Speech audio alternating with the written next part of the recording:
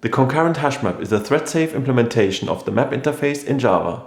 It is designed for high concurrency and performance situations. It's part of the Java concurrent package and offers significant advantages over its synchronized counterparts like hashtable. The concurrent hashmap allows multiple threads to read and write concurrently without blocking each other. This is achieved through a segmented internal structure. It guarantees data consistency even under heavy concurrent access.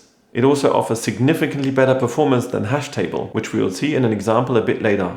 The Java hashtable is a legacy class that implements a hashtable for mapping keys to values. The concurrent hashmap is divided into segments, each acting as a separate hashtable. This allows multiple threads to operate on different segments simultaneously. Each segment has its own lock, reducing contention and improving concurrency. The concurrent hashmap also automatically rehashes when the number of elements exceeds a certain threshold, ensuring efficient performance over time. There's one thing to consider. The concurrent hashmap does not guarantee strict consistency. This means it doesn't provide a single global view of the data where reads always see the most recent writes. Instead, it offers eventual consistency. Different threads can observe different states of the map concurrently. Reads might not reflect the latest updates, and iterators created from the map might not represent its current state. While this approach sacrifices strict consistency, it significantly enhances performance for concurrent operations compared to synchronized alternatives. If your application requires strict consistency, consider using other synchronization mechanisms, such as a synchronized map.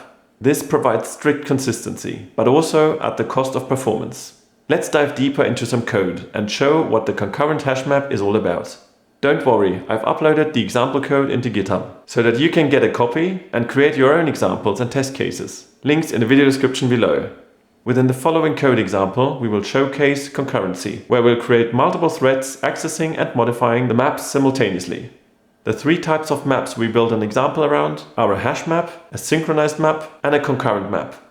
Alright, in this example we want to measure the time that we need for certain operations, and we want to compare the hash table, a synchronized hash map, and the concurrent hash map. So let's create three variables in which we collect the average milliseconds that we need, one for each map type. We will also perform tests in several rounds, and for that we create a static final variable, rounds, in which we define 6 rounds. Every round is one set of benchmarks. So let's create a for loop for those benchmarks. Here we first create an instance of hash table. Then we create a new instance of hashmap, which we wrap into collections synchronized map. And then we create a new instance of concurrent hashmap. And that's it ready. We now need the benchmarks. For that we create a new method, benchmarks, which takes the map as a parameter, and for output purposes also its round. Here we make use of the executor service, in which we can define a fixed thread pool. For that let's create another static final variable, thread count, in which we define 16 threads at max. After having created the executor service, we want to start measuring the time. For this we make use of system nanotime, and we remember the time in a variable called start of type long. Now we need to be able to give work to every thread.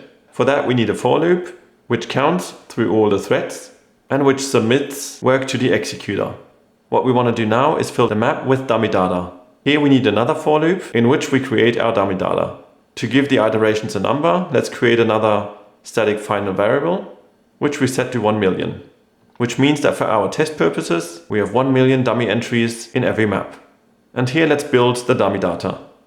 Let's create a variable key of type string, in which we put the text thread and the iteration number. For this test, this should be enough. Next, let's take the key variable as a key and the j variable as a value and put it in the map. Let's also get the key right after that. When we're done with providing the work for all the threads, we need a combination of shutting down the executor and awaiting the termination for 1 minute. Once we're done here, we can mark the end time. Again, we make use of the system nanotime method and put the result in the end variable. To calculate the elapsed time, we subtract start from the end. We use the method toMillis, in which we provide end minus start, and the result of all that is saved in elapsed millis. Now it's time for a print to the terminal, in which we mention the round, the map type we are using, and the elapsed time for all the iterations and the dummy data. Last but not least, we return the elapsed milliseconds. Now let's go back to the main method and provide one benchmark for every map type within the same for loop. To have a better read at the end, let's also add an empty line after every round. What we currently have is the sum of the time that we have. What we want though is the average time. This can be done by dividing by rounds. And now it's time for printing the end result of all our benchmarks. Okay, it's time to look at the results. So let's build and run the application. So I have quite a capable system set up. At the bottom you can see the average time that was needed for the benchmarks of the hash table, the synchronized hash map, and the concurrent hash map. And you can see that the synchronized hash map was the one that took the longest, then the hash table, and then significantly faster was the concurrent hash map. To sum up, we first covered the basics of the concurrent hash map.